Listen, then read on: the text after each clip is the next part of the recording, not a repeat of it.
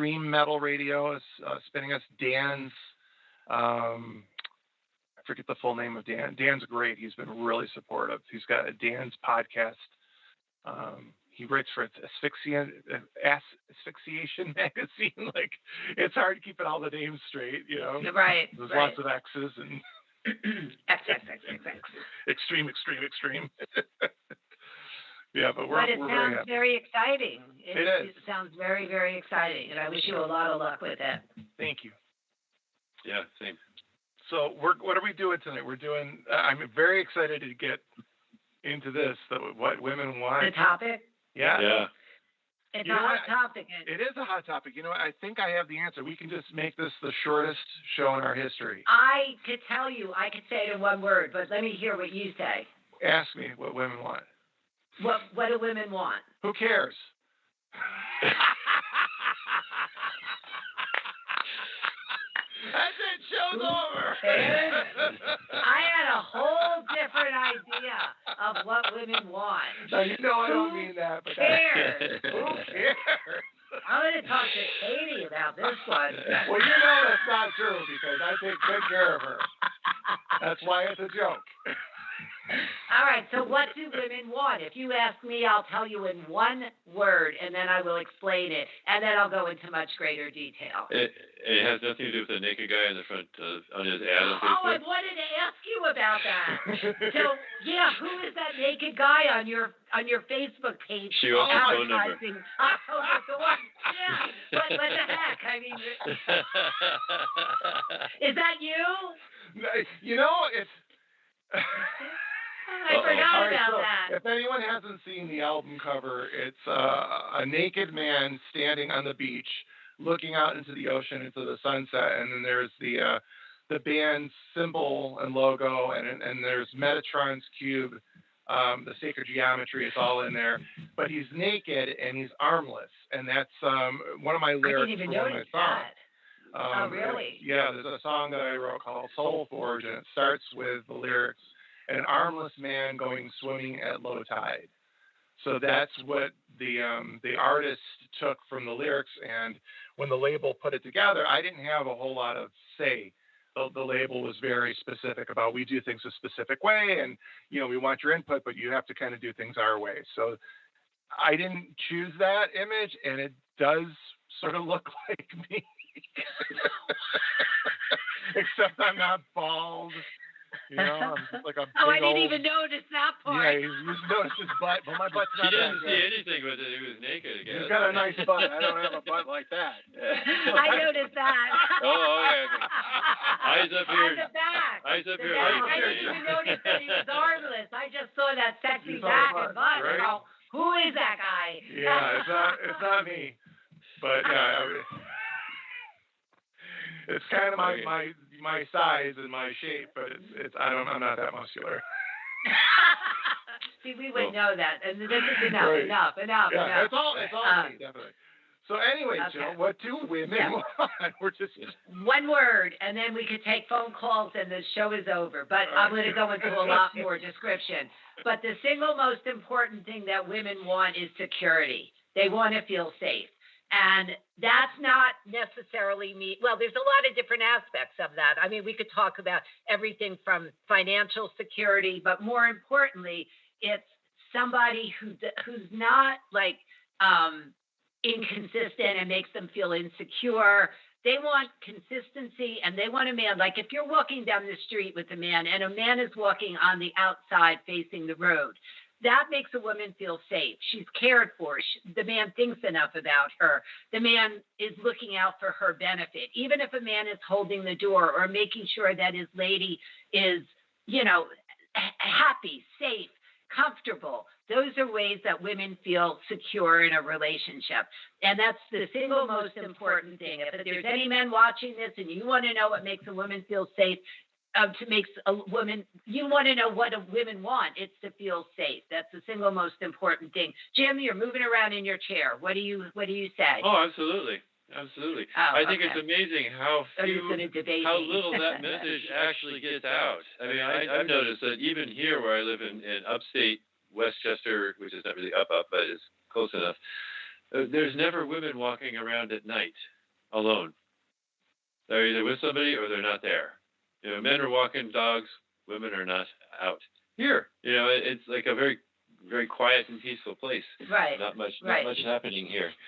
But women don't feel safe typically, and that's an essential thing. And in traditional societies, the rites of maturity would very often try to enforce the concept that men's role in a family is to be a form of security, to be a protector. Yes. So this isn't news. This is very old information that we've lost over time. We've lost it is right, because everybody thinks it's what you say or what you wear or how you look and all that other stuff. But at the bottom, at the end of the road, a woman wants to feel safe. And if a man can make her feel safe, obviously they want to feel loved and cared for, but that's part of that safety and security. If you trust a man and you don't think your man is cheating on you, you're going to feel safe in that relationship. And then you have that freedom to bloom and blossom. And Right. that's truly what women want. I mean, in a nutshell. I mean, there's a lot of other ingredients to it. And like I said, inconsistency. I have to say that I talk to women and men all day long. And that's probably the single most detrimental thing in a relationship, other than lack of communication, is when a man or a woman is inconsistent in a relationship. I mean, bring it honestly, and do it right, or don't bother doing it. I mean, my feeling is if a man's going to be inconsistent or whatever, I'm not going to bother. I mean, there's nothing there to work with. It's just like if a man won't talk to you, there's nothing to work with. So I feel that the fundamental, or like a pillar of a relationship, is communication. But what women want, they want that communication in a relationship, but they want to feel safe. Show's over. Thank you. Good night, folks. We're just kidding. Because we have callers. But that is the single most important thing. So what do you, Paul, I want to hear from you, and then I'll tell you what else. Well, I would say very similar to what I said during the What Men Want show, that I think your priorities shift decade by decade, and the things that you think are important when you're 20 years old are not what are important when you're 50. So in my personal experience, my frustration with young women in high school was that they would say one thing and do another thing. So a lot of the girls I was interested in high school would say, I want a really nice guy. And then they would go after the most, they say bad boys and that kind of stuff. And supposed to be why are women attracted to that? I don't know. I think it's exciting. Instinct. Yeah, it's exciting, but I think it's instinct for a lot of women to fix men, to fix their problems. And it's like they're attracted to the ones that have the most tortured souls, or the most, the worst behavior, because they feel like if they can fix them, that they're somehow they've achieved like a gold medal or something. That remember Johnny, he was such a piece of garbage and he was this and that. Well, I fixed him.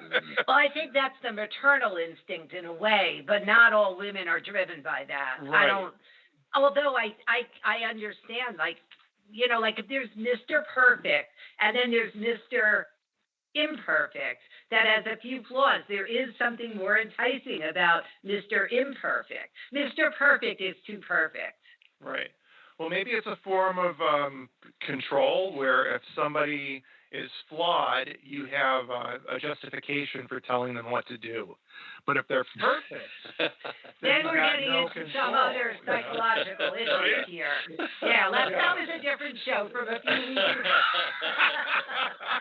I would say blanket statement that you can't make a blanket statement about what women want, because it is, as men, we never know what the hell's going on, and because women are so different.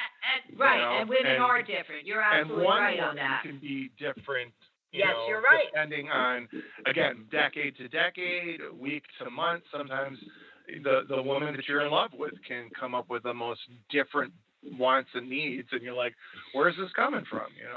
So just as men, bear with us. We're always confused. We never know. That's why I was so excited about the show. I'm like, God, I would like to You'll get some figure answers. something out, right?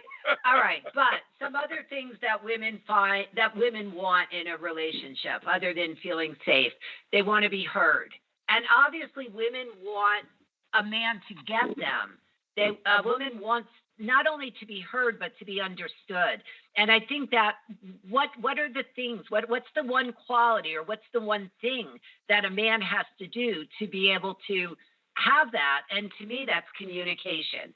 And you need to be able to not only talk but listen and hear and have empathy and compassion, because you may not have to say, oh, who cares about that? But if the woman cares about it, it's important. And I don't even think that's a matter of what women want. I think that's what you give in a relationship.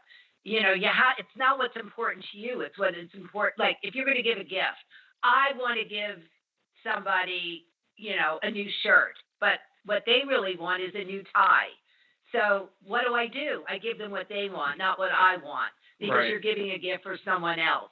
And I think it's the same thing when you're really trying to connect with somebody is what does that person need? Like if a woman needs a man to hold them, for instance, and the man wants to get down and dirty, I mean, that's a disconnect. And Yeah. in that moment, if they get down and dirty, that woman is not going to be fulfilled in the end, because she needs that feeling of safety or security or connection or whatever it is, rather than just the physical act. Right. Either one. Do you have thoughts on this? You're guys. I would like to know what you think. I'm going. You're right. Yeah. We both are. I think for me, my biggest mistakes early on with that was, my job as a sound engineer is to solve problems very quickly, because there's not time to fart around when you're on a job. Right. So Right. my whole persona is like, oh, there's a problem. How do you fix it? We'll do this. Try this. Do this. Right. This will fix it, right? If a woman is talking to you, most of the time in my experience, they want to be listened to. They don't want their problem solved. They don't want to hear your solution to the problem. They don't want you to fix them. Yeah, Yes. exactly. And they want validation and empathy. Exactly. I hear you. I understand. That Those sounds are the awful, things that. Yep. What sounds awful? No, I'm saying I'm acting as the listener, as an empathetic listener. That sounds awful, yes. as opposed to I know what the problem is. Do it this way. If you wouldn't do that, then you wouldn't have this problem. Exactly. That's not what your role is. You need to listen and keep your mouth shut. Well, I don't know that you need to keep your mouth shut, but I think you need to listen and validate. But I feel that's important in any relationship. It's hearing. I mean, Jim and I have talked about different techniques of learning how to communicate better in a relationship, and it's really being able to have that forum where you can fully express yourself and talk openly and honestly, and your partner receive it, and not defend themselves or question it or doubt you. In my way of doing it, it's always that the partner could say, I understand. Jim's way is what? They don't say anything, right?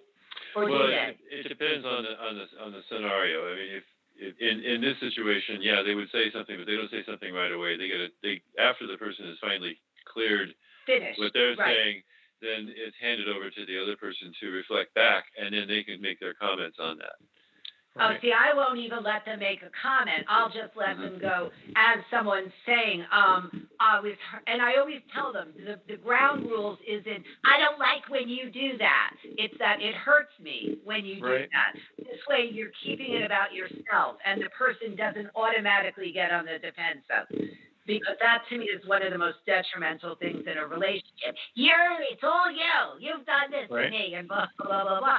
You make me feel hurt or sad, or it hurts me when you do blah, blah, blah, blah, blah. Who could debate that or argue with it, since it's how you feel about something? Yeah, but even the word "you make me feel" is already too far, because nobody can make you feel anything. that in the reality of things, you're right. But then how do you express it? So when you do that, I react this way inside. Yeah, to me, that's the same thing. This is nonviolent communication. It's different. Yeah. Because I'm not making you feel something. Right. You're not the victim. It's cause and effect. When you Cause do and this, effect. I feel this way.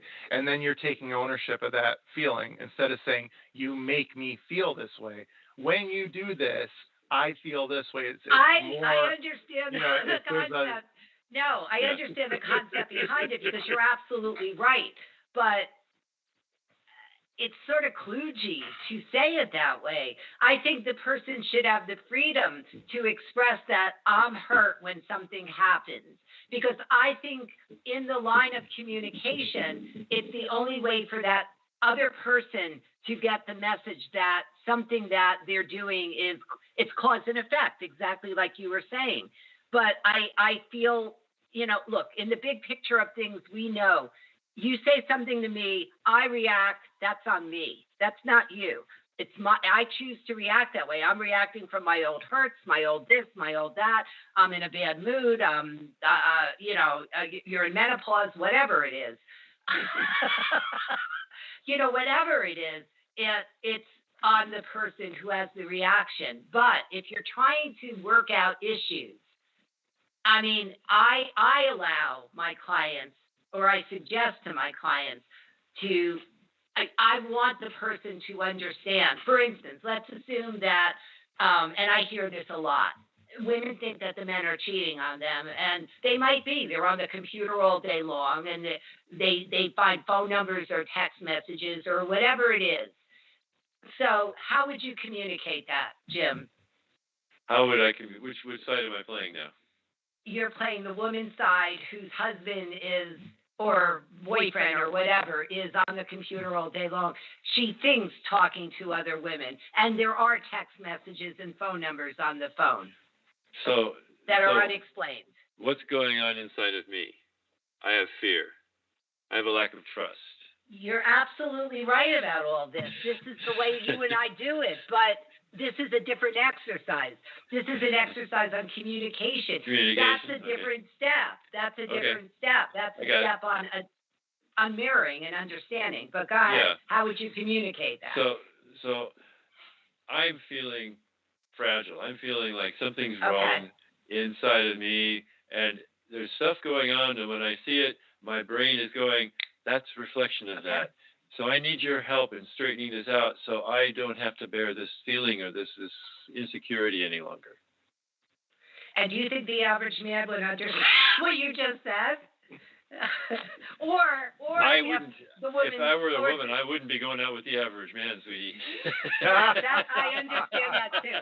But I'm just making a general statement. With the average man, I think an average man would understand if the woman said, you're spending, it's very offensive to me, or I get concerned or hurt or afraid when I hear texts going off in the middle of the night and you hide your phone, or something like that. The man then understands the cause and effect.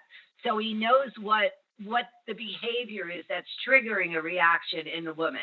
Yeah. But if you're doing this exercise, Paul, I can't wait to hear what you're thinking. But when you're doing this exercise, the man could only, whichever partner is complaining, can only listen and say, I understand. That's all they can say. Mm-hmm.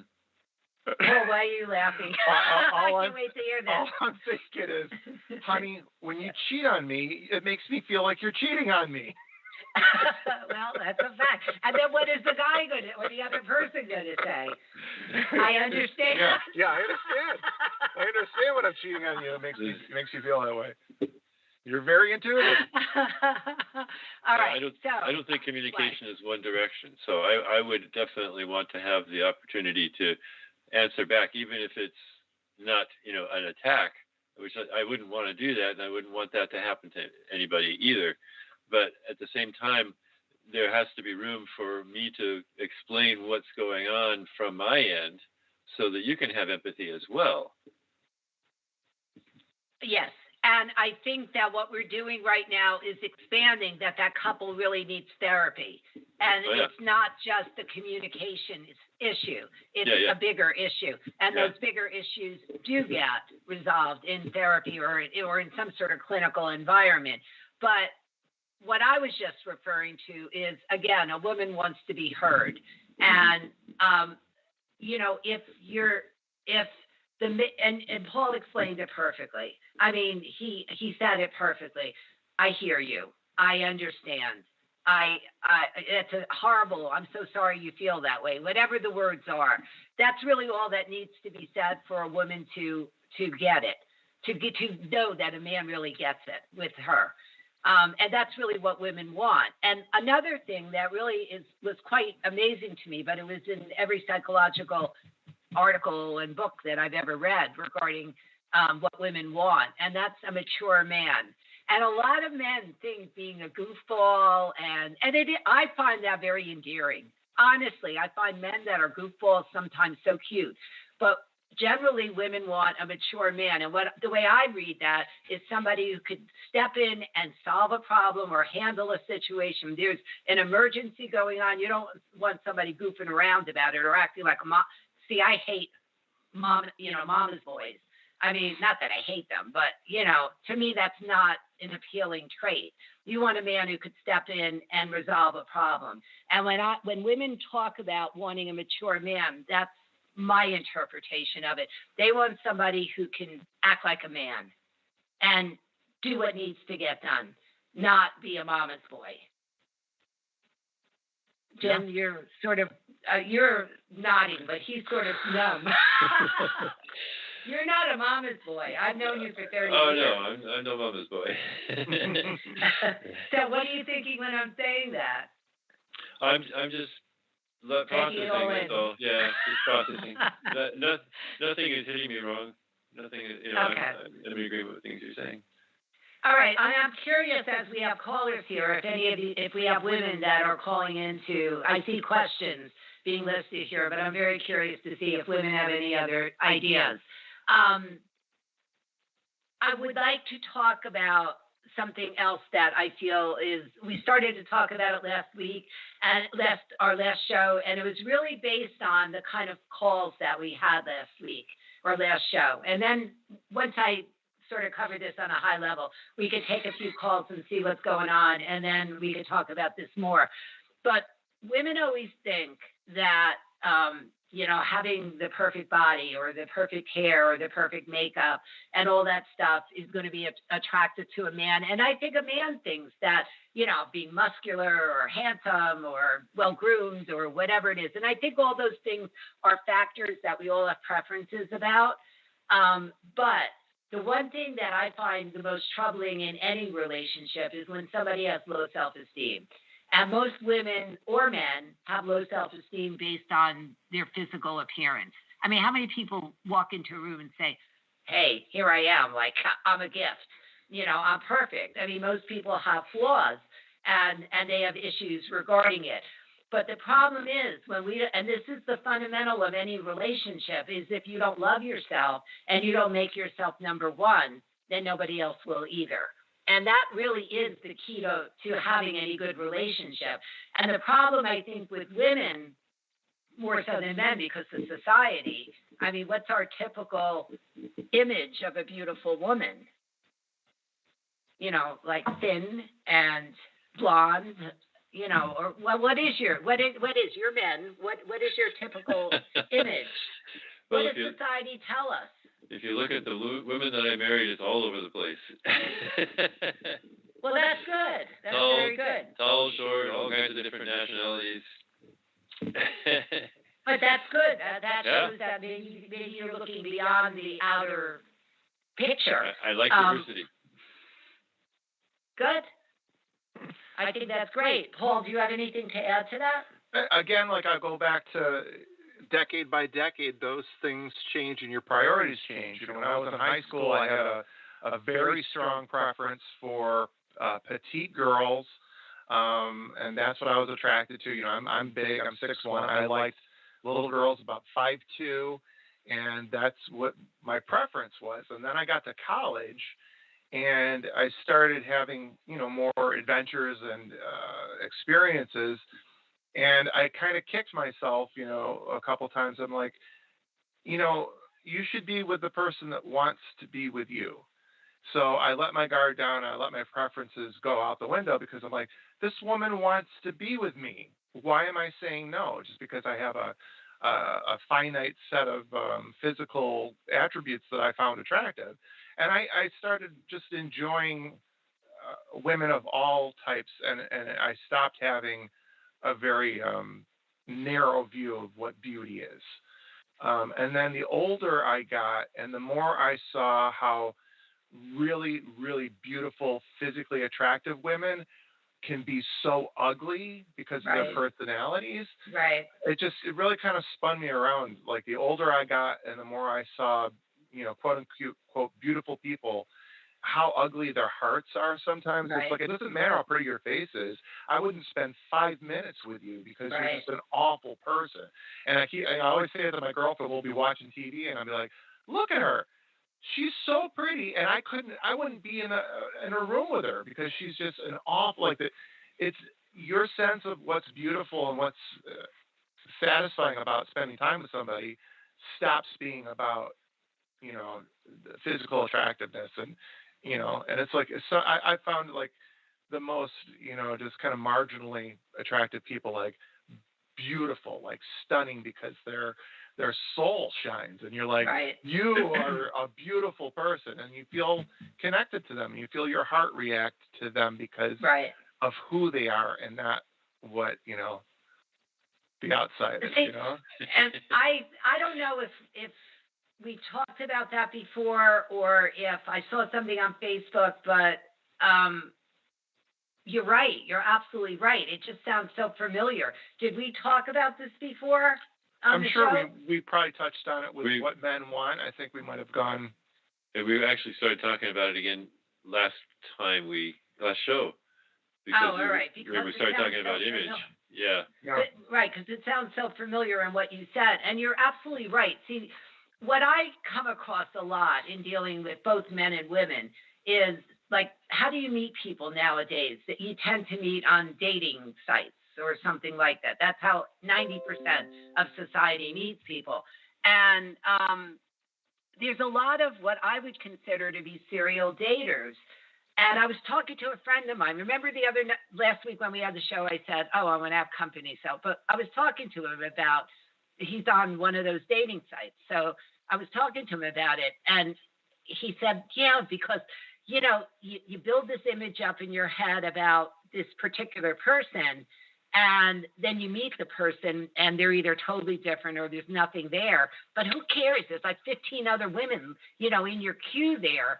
So you just keep on going down the list. But to me, it's like, how many times when you meet somebody for the first time do you really get to know who they are?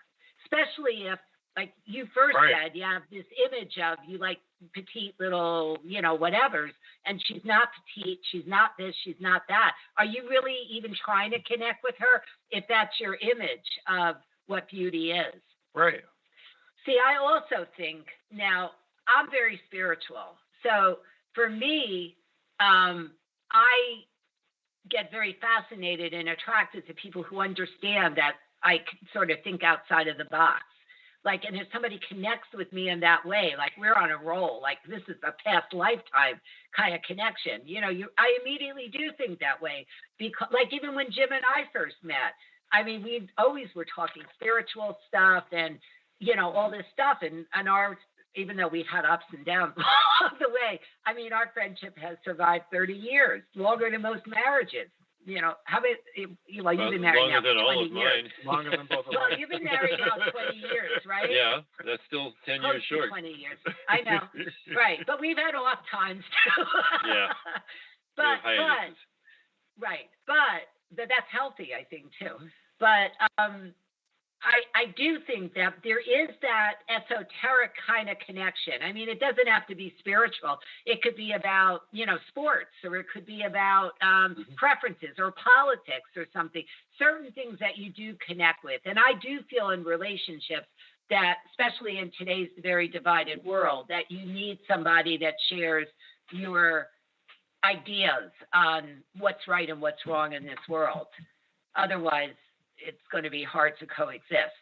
But I don't know how we got off on this because I really want to talk about body image and how you feel about yourself. You're never going to be able to draw in a person, this goes for men or women, and have a healthy relationship if you don't feel good about yourself and make yourself number one. And last time we had a caller, and I don't remember who it was, but she was talking about health issues. And I specifically said to her that the more you push it away, the more you hate it, the more you try to get rid of it, it's part of who you are. And the only way to really resolve it is to stop hating it and pushing it away, because you're creating that inner battle within yourself, and you're in essence hating yourself.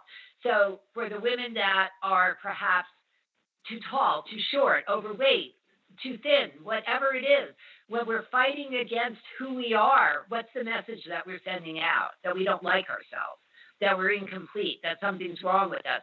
When we're sending that message out, what are we going to draw in? Men that think that same thing.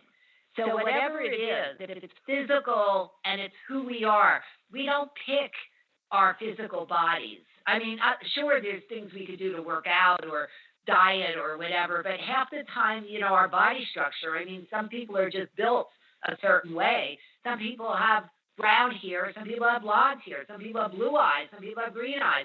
You're not going to please everybody. Be happy with who you are. And there's ways to do that, but we would need a separate show for that. But the more we fight against and the more we don't like and the more we try to change, and look, I'm as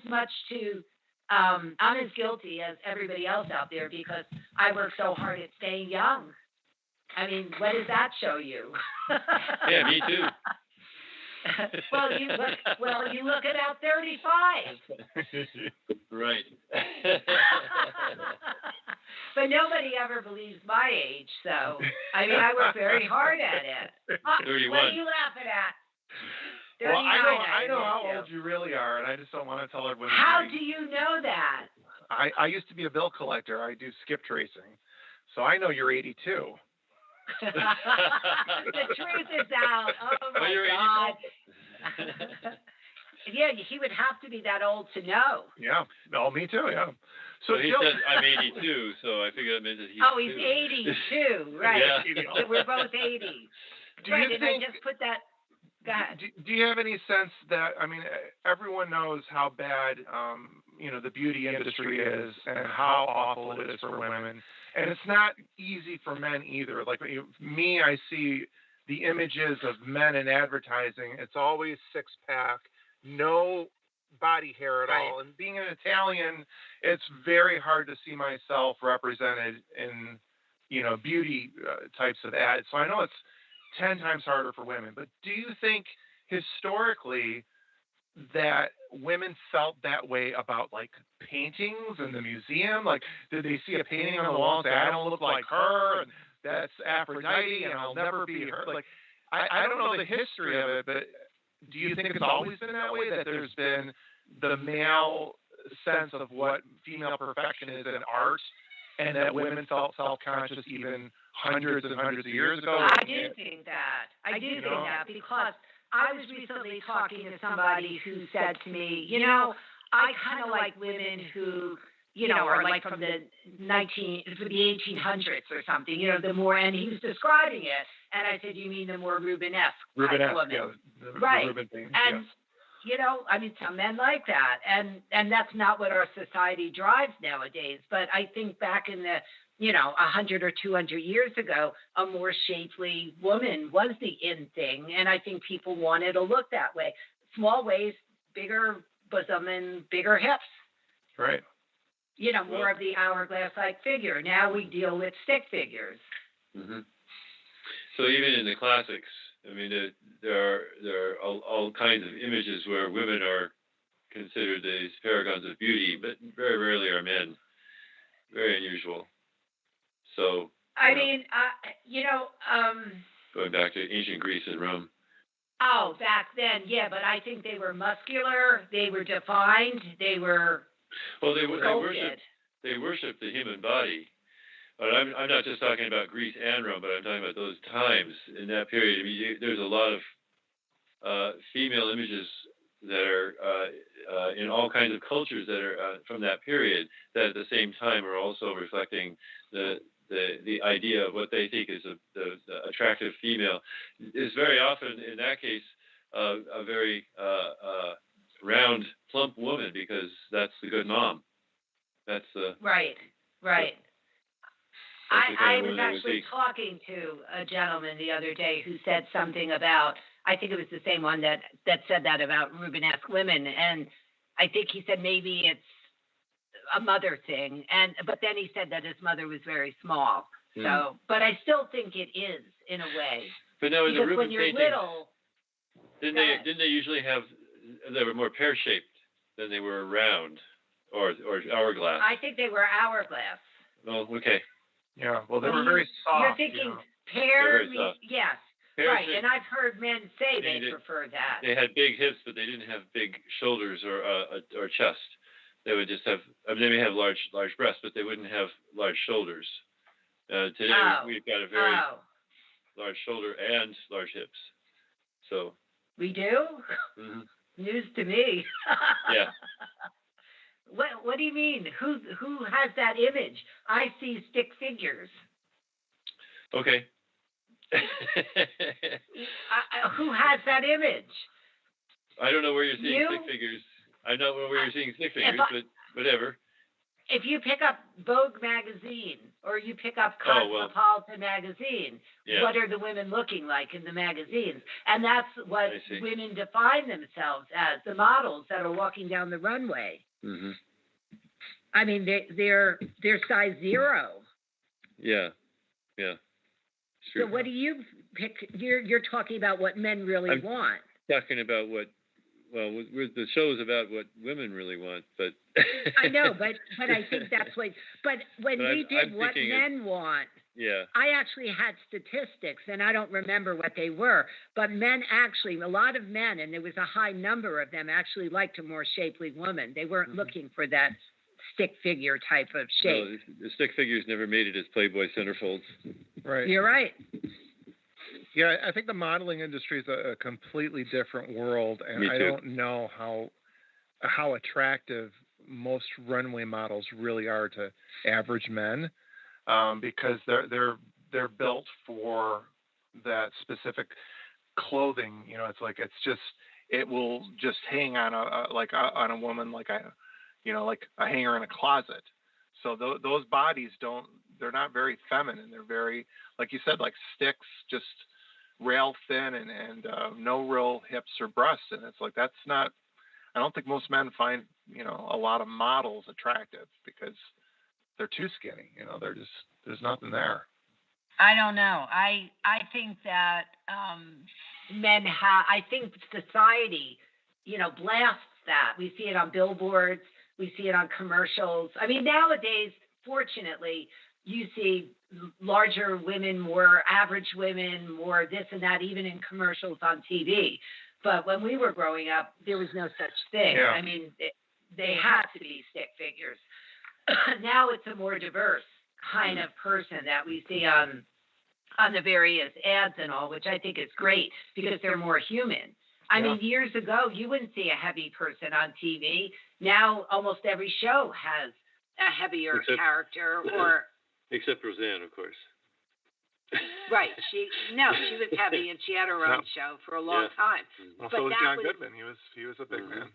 Yeah, right. you're right. And think back to Paul Winters. Gleason. Oh, Gleason. the guy who was a bus driver in New York, Alice. His wife was Alice. Jackie Gleason, yeah. Jackie Gleason. No, The not Honeymooners, Jackie yes. Gleason. Is that Jackie Gleason? Gleason, yeah. No, really? Yes, That was yeah. the show.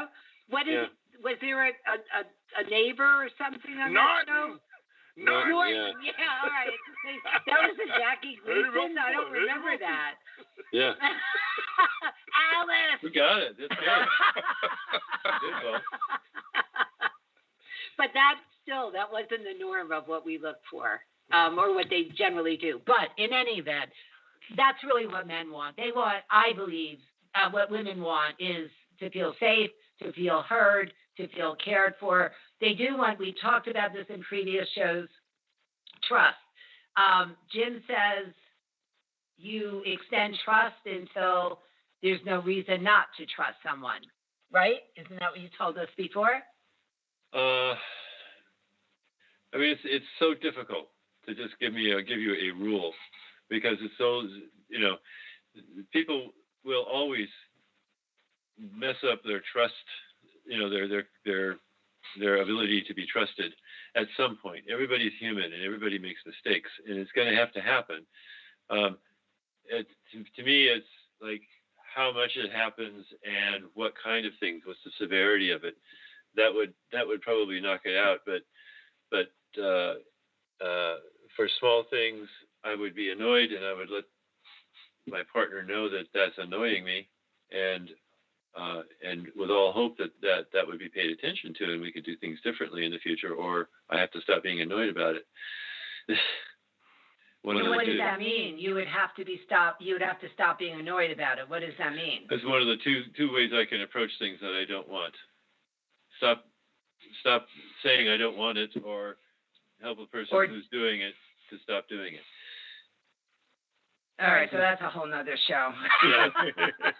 Let's get a call in here. Let's see if there's anyone out there that can tell us what they want.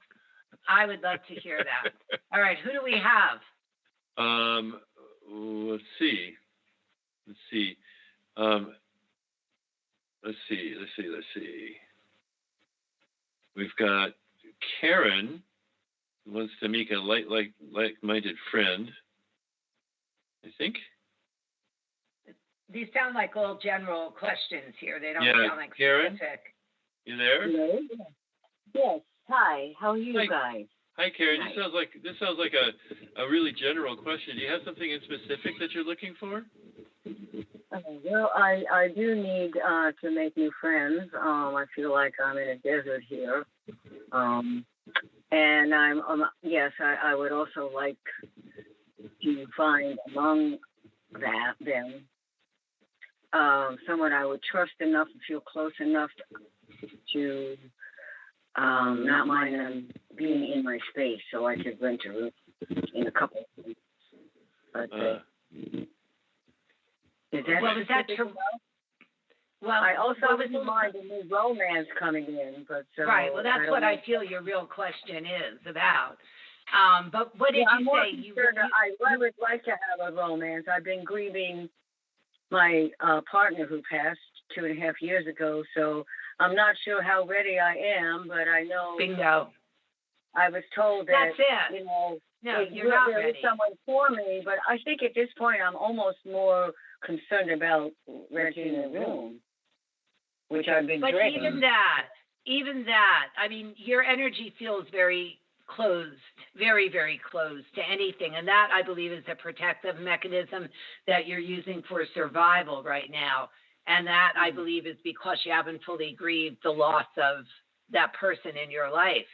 And when you get stuck in grief, I mean, that becomes complex grief. And I'm not a grief counselor. I don't know enough about it to really give you guidance on that. But any complex psychological issue, like I deal with complex trauma because of 9/11, you always have to take that back to your childhood and experiences in your childhood, because then we know you're reacting to something before the actual trauma.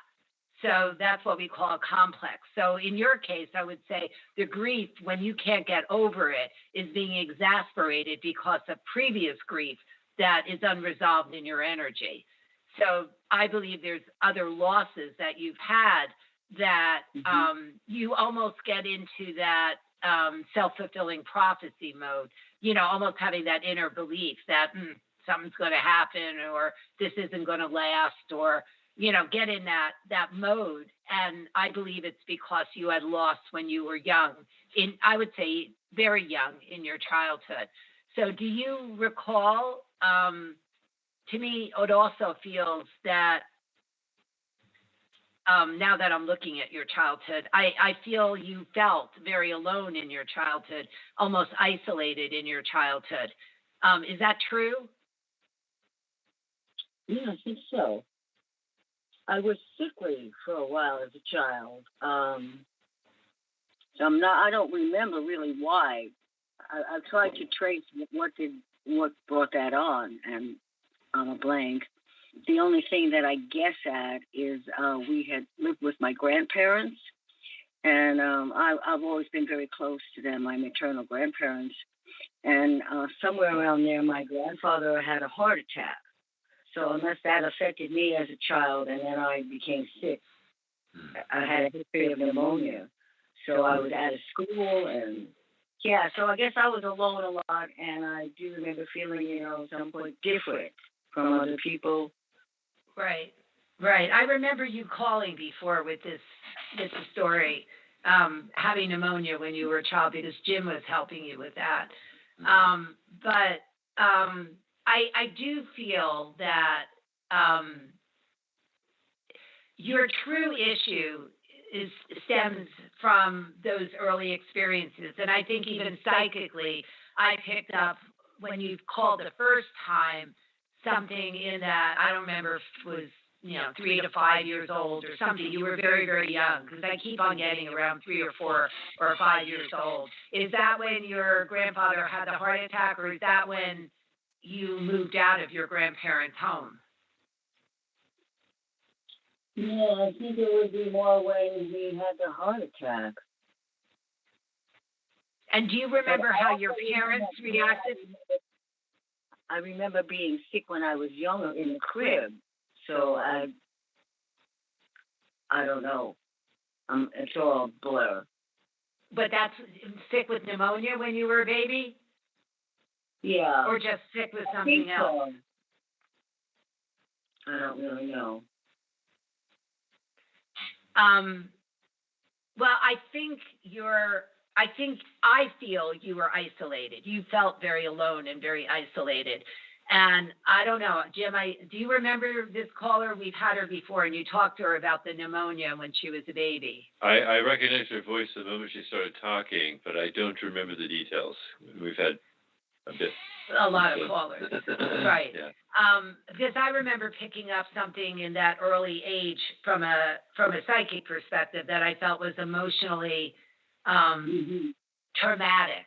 And I do feel she's dealing with complex trauma. And you said 2.5 years ago your partner passed away? Yes.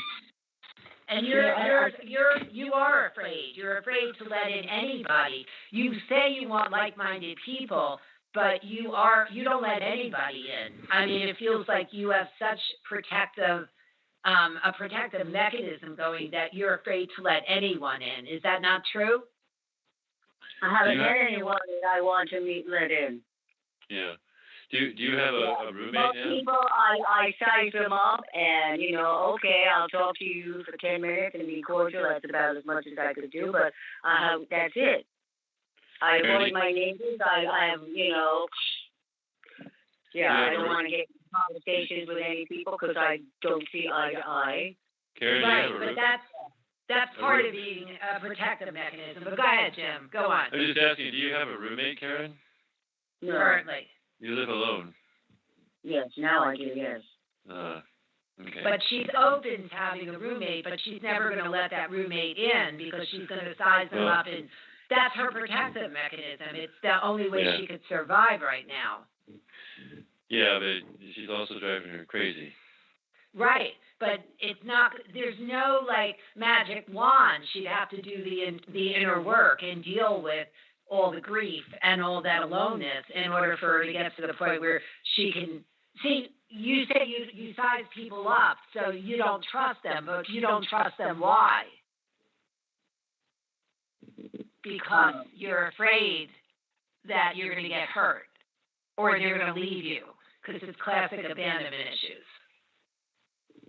No, I don't like enough these people enough. I haven't met anybody that intrigues me that I want to get to know further or hang with or whatever. Right. Granted, there's not much I can do. My hands are tied here. I can't go anywhere except shopping and for walks. And when it was nice, I went in the park. But, not ways to really meet people. When it was nice and when it is nice, I'm out. But that's it. No places I can go. Right. And if I asked you what you're interested in, what would you tell me? What are your interests?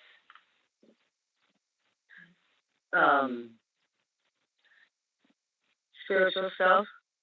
Okay. Health, healing.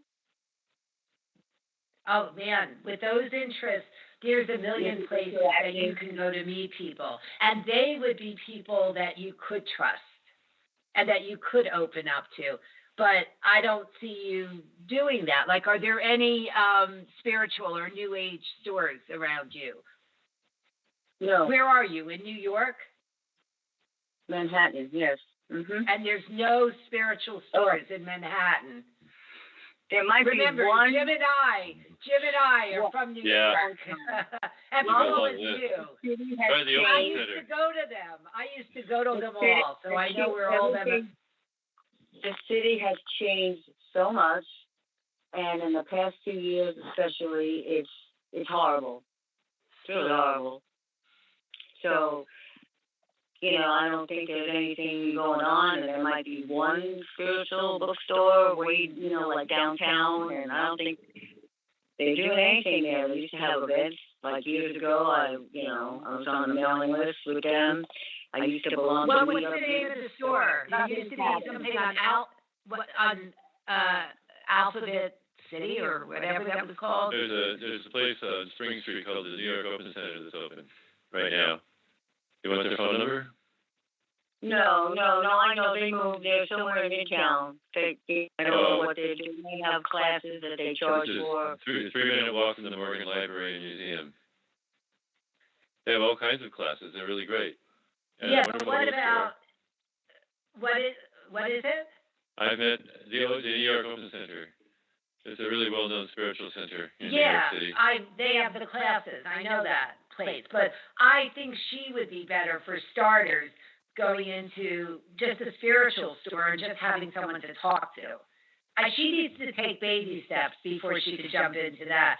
I don't think she's ready for that. Okay. But go ahead, Karen. Go ahead. You what? A lot of people aren't. There's not much classes going on. Most of these places have transitioned to online anyway, doing Zoom. Yeah, New York, I think, is a tough place right now because there's a lot of mandates still. Right. Yes, it's horrible here. It really is. What about, like, Staten Island had and that ferry ride is a great ride. They had a great, can't remember where it was. I could see it in my head. I don't remember if it was on Highland Boulevard or where it was, but it was a new age store when I left New York a long time ago. Jim, could you look and see if there's a new age store in Staten Island? That's a great ride on the ferry. No. See? Exactly. That's I'm not 20 years old, and I don't know Staten Island. I'm not just gonna go bum around and no car. But see, that's it. This is your Karen. This is your protective mechanism. You're not allowing anything. I mean, we could mention 500 things and you'll poo-poo everything. And then you wonder why you're not having people that you can connect with in your life. You have to step out of your comfort zone and you have to take a chance. Love and relationships and life is about taking risks. What was that Mike actually had just sent me? Again, it had to do with motorcycles, but it was like, if you're safe, you're not living. If you're taking chances, at least you're living. Did you see that he put up there? I forget what it was, but it applies to everything. Yeah. Yeah, I forget what it was too, but I know what you're talking about, yeah. But it applies to everything, not just this. But see, Karen, you play perfectly into our hands. And not that I was playing you, but be aware of how you don't want to go out and be aware how you don't want to take the chances, and be aware how you don't want to take the risks, because until you work on that, you're not going to be able to draw the people. And there's no magic wand. It starts and it ends with you. Earlier in my life, I would meet people because we would just common activities and stuff like that, and your cliques. Right, but your your emotions. Island, I'm not going to be. Anyway, I'm sorry. I was just hoping that you might get something from spirit, that I'm supposed to meet this person and blah blah blah, and you're not going to let the person in. That's yada. the thing. You're not going to let them in. I mean, whatever out there, you have to let them in, and everything is I don't feel. I don't want to. I want it to be meant to be, and I will let them in. But I'm not going to go to Staten Island chasing a dream. I don't see that working for me.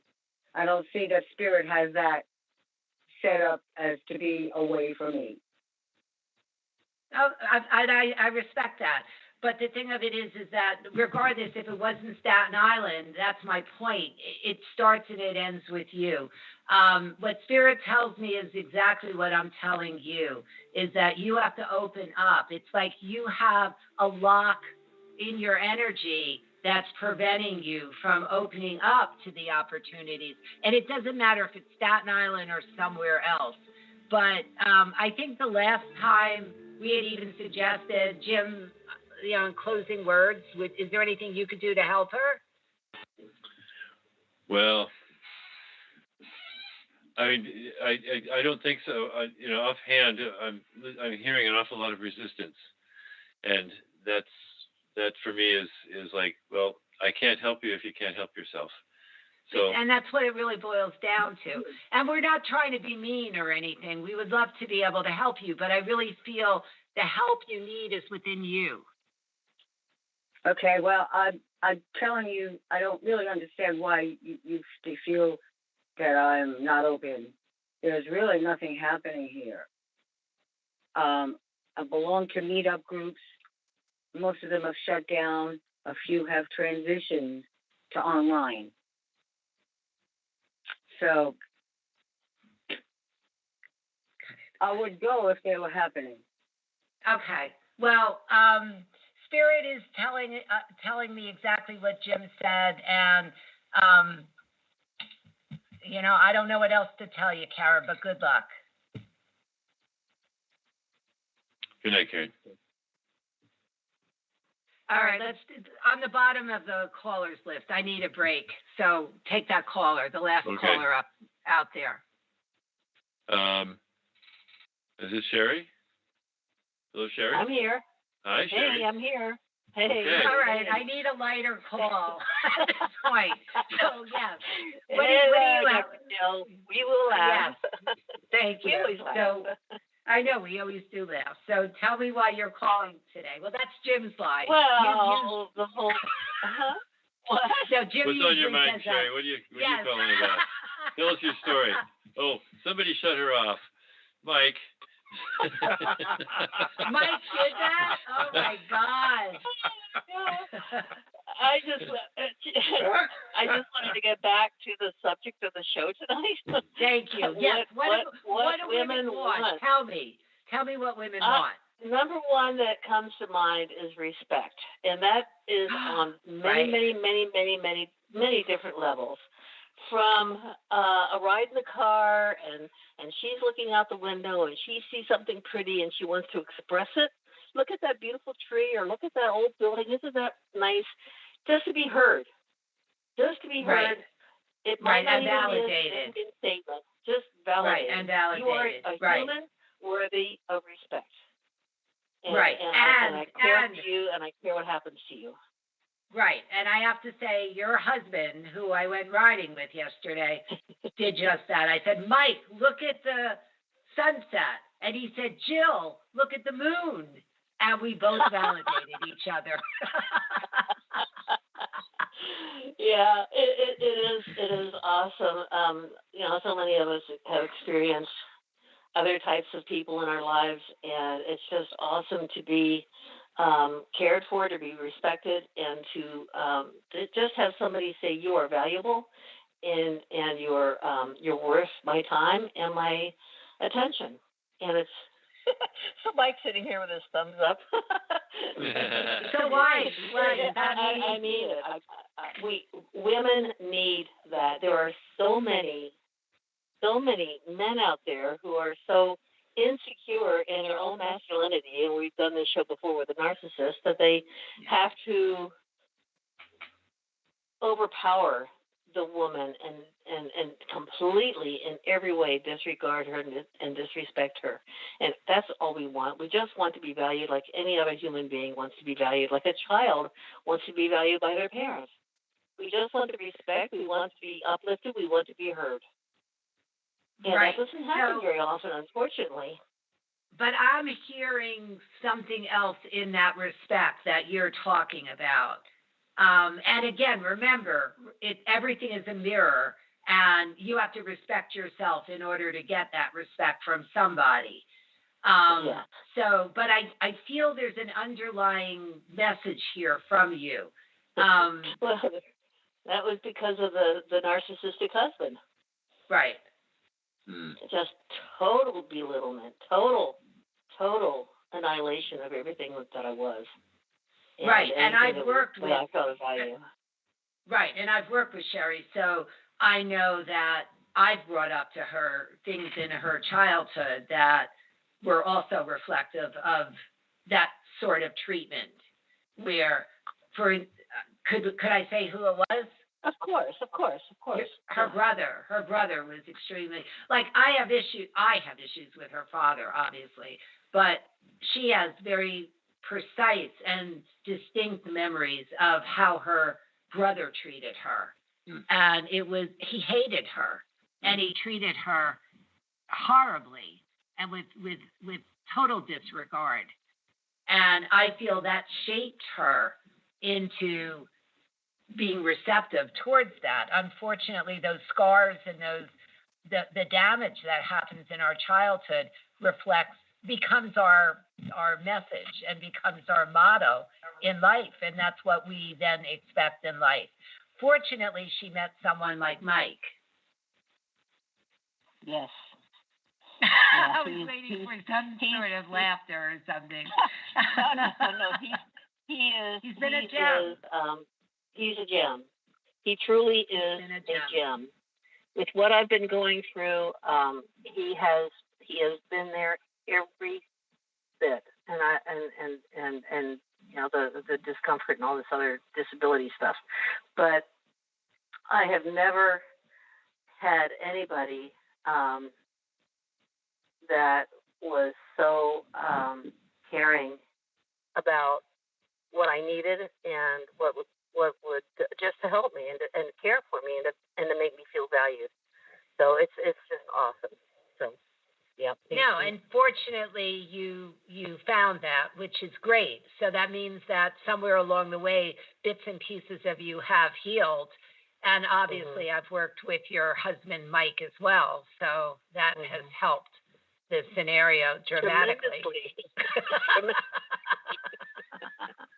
And I thank you, Jill. Thank you. No, Dr. but Jill. I am very proud of him in that way. I am. So am I. I truly am. Yes. What the thought that's going through my mind is a memory that you've spoke about even recently. I think as recent as last week when we were eating dinner at Waffle House. And it had to do with when you were visiting. You wanted to stop at Ocean City and different places like that. Right. And you felt left out and isolated when you were in Canada or wherever you were visiting his family. But yet he made you stop in Cleveland to visit your family, which was great.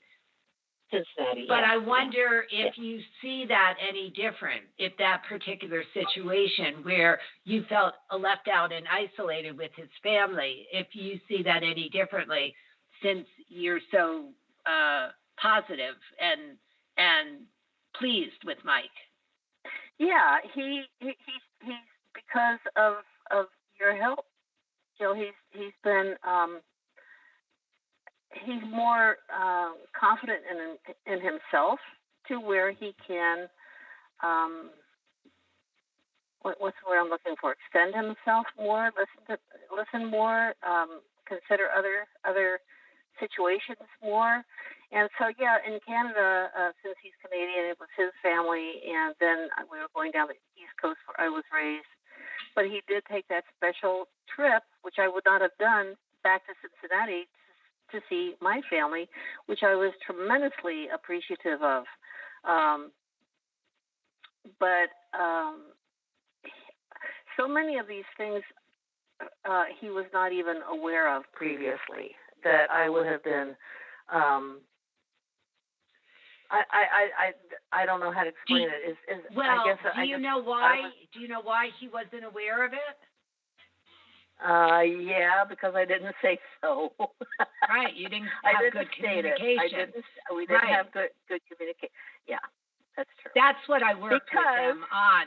I had to teach Mike how to communicate with her, and he followed my instructions to a T. And that saved everything. He did. I give Mike credit on that. He did. He deserves, and both of you deserve a tremendous amount of credit because you've changed things from my life completely, totally, 180 right. And right now, the way it was. And right now, thank God that it played out that way with the stuff that you're going through right now. So, absolutely. So that was good. Yeah, absolutely. Yeah, I don't know where I would be right now if I didn't have his support, his respect, and his care that comes from you and what you've done with for him and me as well. It's just been remarkable. A blessing, a true blessing. I just was guiding. He did it, and you did it. I just made suggestions. You guys did the work. Well, so don't give me the credit. You both deserve the credit. No. Yes. You deserve the credit too. You deserve it. We just could not have done this on our own. But this is truly what I have now is what all women should have from their husbands, from their partners, from their mates. And this is the first time in my life, with significant people in my life, that I've got that care, that I've got that somebody who cares about me, respects me, and listens to me and treats me like I'm a living human being worthy of being paid attention to. So it's remarkable. Truly remarkable. Yeah, but see, and that's what you wouldn't be receiving that if you hadn't done work. You did some work. True. Otherwise you would be resonating at a different frequency. And therefore you'd be drawing in different situations. So that's what I mean. You have to give yourself credit. There's a lot of things I've said to Sherry, and I think she's going to get mad at me, and she says she reflects on it, and she realizes that I'm nailing things, and she works on it. There's still work to be done. We all have work that needs to get done. I have a lot of work that needs to get done, but you're doing it, and that's the important thing. Well, Jill, when you kept saying something about my father, and I've always admired my father, but I did come to realize through our conversations that he was very, very controlling of me. Not mean. He certainly was not a mean man. He was not an evil man. He was a very loving man, but he wanted to raise me the way he thought that I should be raised as a young woman, and he totally controlled me and inhibited my emotions. And I see that, and I see how that formed me, but not in a malicious way. He was not malicious in any way. It just was the way he was brought up with his dad and his mother. But I can't say anything malicious about him other than the fact that he was controlling and kept me from exhibiting and expressing my emotions, because that's just the way he was. But he was very, very caring. He was not a bad father, but in that regard, he didn't see how that was inhibiting me. I want to read you something that I showed Mike yesterday and had him read it. And I'll tell you, when I read it, it was very profound and healing for me. And I'm going to read it to you. And I'll put this up on Facebook. It says, "To my children, I'm sorry for the unhealed parts of me that in turn hurt you. It was never a lack of love for you, only a lack of love for myself." That's profound, and that is Isn't absolutely it? true. Yeah, It that is. is. And That's we very, really, very true. we get wounded by a lot of things that our parents do, but very infrequently. I have encountered some really horrible situations that people, I don't know, they're, I don't even know what to call them. But 99% of the time, people are broken and they make mistakes in how they raise us. And they don't do it because they don't love us. They do it because they do love us and they think they're doing the right thing. But that to me was absolutely profound. And I will put it up on Facebook.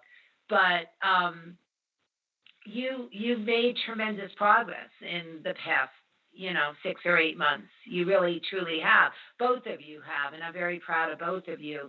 And I think what you called in about respect is important. I mean, Jim, what do you say about that?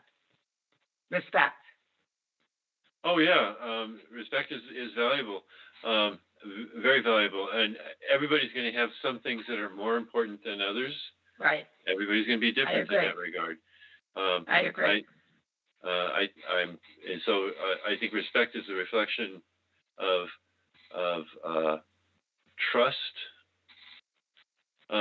and appreciation or being wanted. These are all kind of related ideas that, in my mind, would kind of reflect different views on the same type of thing, and so therefore, one would be more valuable to one would be more valuable to the other. But I do think that one of the pillars of what women want would be respect. They want a man to appreciate who they are, and not to knock them down, and not to make them feel in any way inferior. So I would agree with you, Sherry, that that's really important. So I appreciate you sharing your story with us. No question. Anytime. Thank you. Thank you. All right, guys. you take Thank you care. so much. All right, Anyway. thank you. Have a Yep, great one. you too. Bye-bye. All right, bye-bye.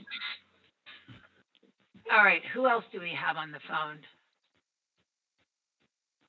I would like to try to get to everybody. Here's somebody. This is Lisa. Okay. Hello, Lisa. Hi. Hi, this is Jim. Can you tell us what your story is? What's happening? Yeah, I recently have had some slander and harassment on the internet by some women, and just wanted to know what you feel around that situation. You mean you want to know what you should do, or you want to know what these women are thinking, or what exactly? Yeah, what they're thinking. That would be great. Okay. Any names? I work with names, and you might not even know their real names. Do you know their real names? No, I know their real names and everything. Do you want to give it to Jim privately, or do you want to give it to us on the air? I'm fine. His first names. Because first names one are all I need. Yeah, that's fine. One is Joanne, and the other one is Jessica.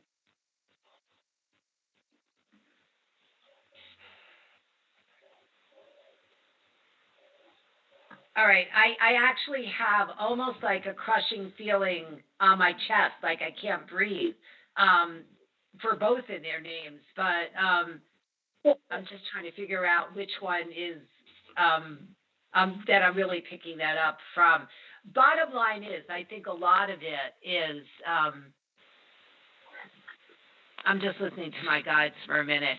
A lot of it at the core is jealousy, but I don't think it's coming through as jealousy at all. I feel they're really nitpicking, and I don't know what the topic is that they're bullying you on, but it certainly feels that whatever it is, is truly like part of your belief structure.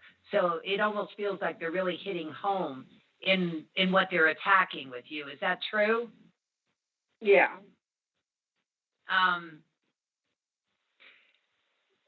It still has that feeling of jealousy at the core, but I do have this feeling of like a weight on my chest. Do you feel that physically, or does this cause you to like feel like you can't breathe or have a panic attack or something like that? Yes. And what have you done about it, if anything? I've stayed silent. I haven't addressed any of this stuff, and I just don't want to deal with them. Are these people that you know in real life? Yes. Yeah.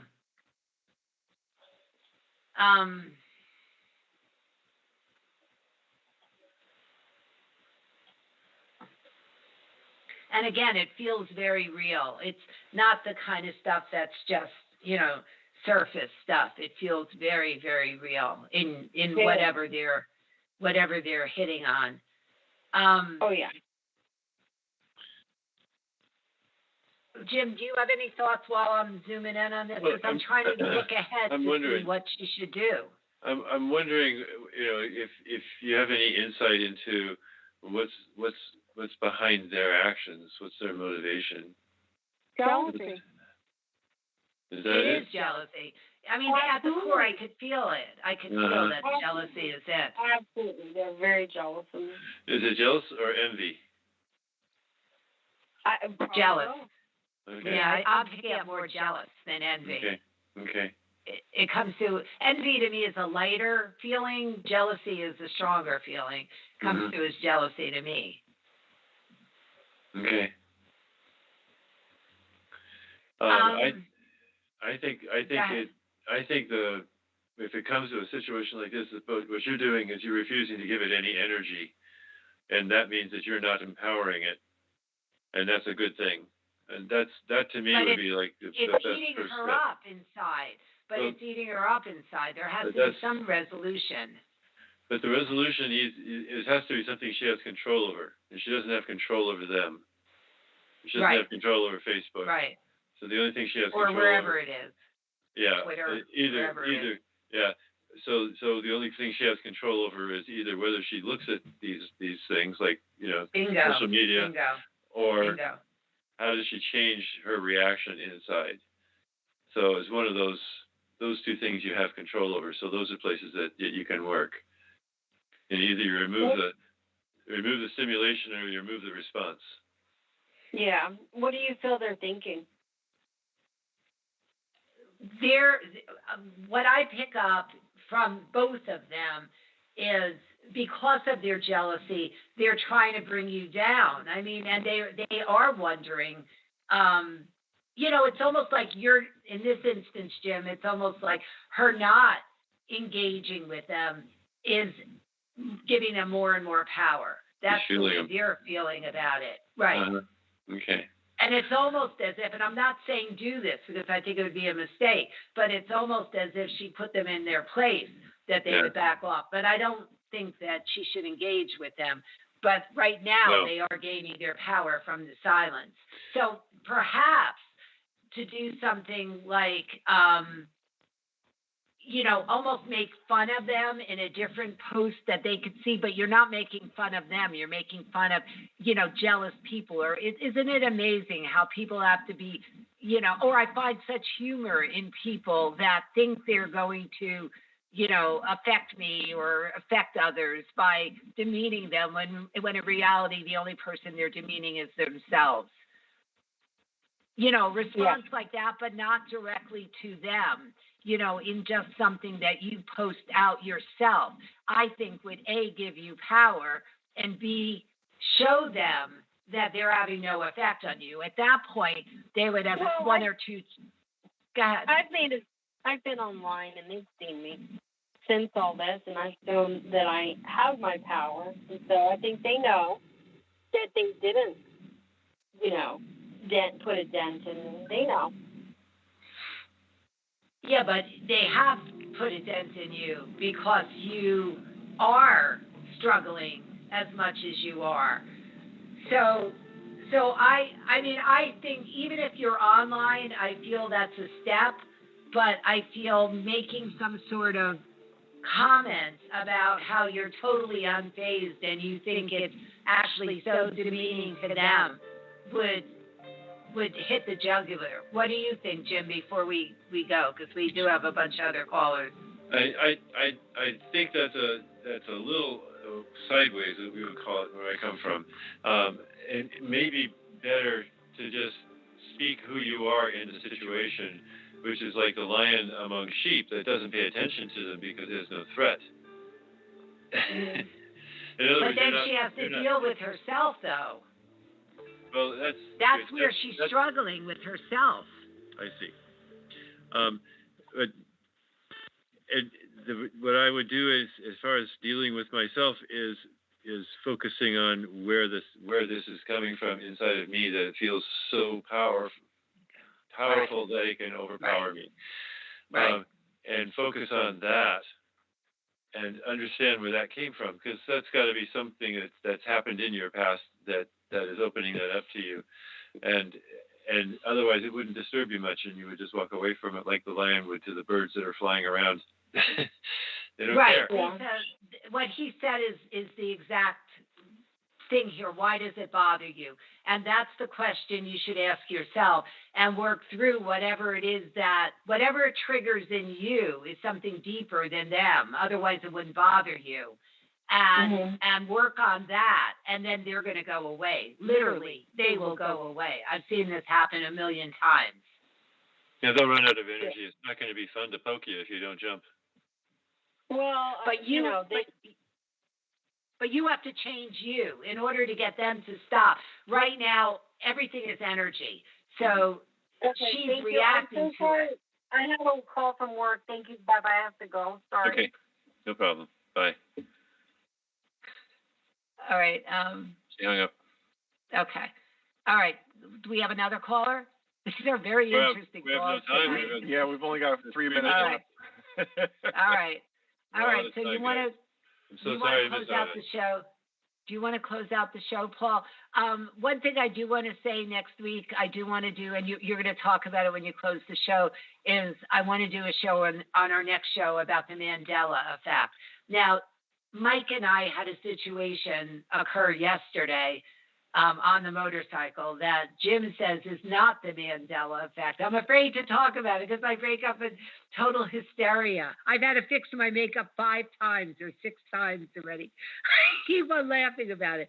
But Jim says it isn't the Mandela effect, but I don't know what it is. But I'm going to throw it in next week anyhow. Do you want me to tell you on a high level what it was? Yeah. Jim, tell him. No, I don't know why it makes me laugh. They were riding along and they noticed that there was a bunch of creatures along the side of the road that looked like cows, but they were too small to be cows. They were like miniature cows. Like miniature cows. And so she believes that she went into some kind of an alternate universe where Mike the cows and I were smaller. both saw it. The first ones, I don't know what they were. He even saw small people. Well, I don't know. I mean, I don't know about that, but I did find it. I did find it. There are miniature farms all over Tennessee, miniature cow farms in Tennessee, where they raise miniature cows. These were not but they weren't miniature cows. They were full-size cows that Mike and I saw being smaller. That's what a miniature cow is. It's a full-size cow. It's like a miniature dog. It's a full dog. It's an adult dog, only it's 2 inches tall, or whatever. I'm telling you, we were in some altered reality. So, I'm telling you, we were. I don't doubt you for a minute. Thank you. but next, very wise man, Paul. But next week we will talk about the real Mandela effect. I think this falls into that in a way because we went into another timeline where cows were different than they are in this timeline. So for me, it's the same thing. Bigger. Cows used to be bigger. What? Cows are smaller than they used to be. No, because at the end of the ride, we saw full-size cows, so we knew Okay. we got back to this timeline. Well, then you must have been in That's a what future next week's timeline show. because in the past timeline, the cows are bigger than they are today. Yeah, but they were normal size. Not that they were bigger. They were back to being the normal size. I see. I said, oh, look, there's a normal size cow. Now we're back to this timeline. Did Okay. you eat a special brownie or something? Did you? No, I honestly, we didn't. We're It was riding. just the cows. It wasn't the buildings. It wasn't anything else. No. Cars, no. Everything else was the normal size. Just the I cows. think that's that all. the fences and everything were all normal. Just the cows were like miniature. If they were miniature, they probably could have gone through the fence, though, right? They weren't that miniature. They, instead of being like, I don't know how much a normal cow would weigh, like Oh my gosh. 300 pounds or something. least, Instead yeah. of that, they weighed maybe 150 pounds. So they were still way too big to go over or under a fence, but they weren't normal size. And it was one farm after the other on both sides of the street. We even saw horses that were a different size. Mike's words to me is something is wrong with our perception today. And I said, no, this is the Mandela effect. We're in a different timeline. So that's what our next show is going to be about, is All right. the true Mandela effect. Well, on that happy note, it is 10 p.m. and we are out of time. So we look forward to being back with you next week, and hopefully we're not going to have these issues. Yeah. Oh, I hope we start Yeah. on time and you're able to open the show, because Jim wasn't funny today, so we're not going Oh. we're not going to get all these wonderful letters that we got last time. But you encourage people to write in with topics that they want for the Yes. show. Yes. Okay, good. That was very profound Thank and you. important. Okay, Paul. Good night, everybody. I don't have my script. That's it. Oh, the Time's up. Over. Out. All right, so there are, time is up, but we, is there a date? Oh, Thursday, December 2nd is our next show on the Mandela Effect. Right.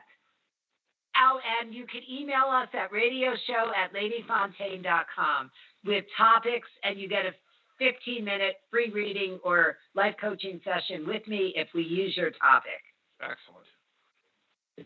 All right, sounds good. Do we want an out cue Okay. song? We have an out cue. Closing. There it is. Good night, everybody. Good night, everybody. Another great show, thanks to our callers and wonderful listeners. Be sure to follow us here on Blog Talk Radio and on Facebook. Check back regularly for info on our next show here on Blog Talk Radio on Thursdays at 9 p.m. Eastern Time.